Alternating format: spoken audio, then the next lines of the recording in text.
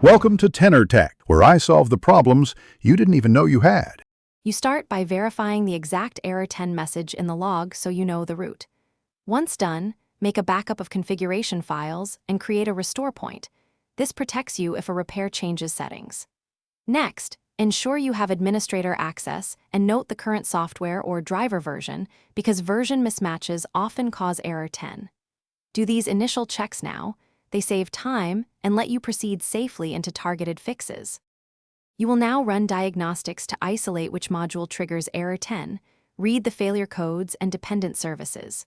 Once identified, uninstall then reinstall or update the specific driver or component to the correct version. Version parity matters.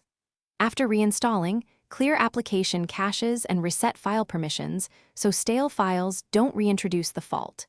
If the vendor supplies a hotfix or patch, apply it now. This often resolves subtle compatibility or permission issues that diagnostics reveal. Finish by restarting affected services and verifying stability while watching logs for recurrences of error 10. Make sure you test the exact scenario that triggered the error before concluding the fix worked. If problems continue, revert to your backed up configuration and roll through changes one at a time to isolate the cause. One key troubleshooting tip: check whether security software or antivirus is blocking the component. Temporarily disable it to test.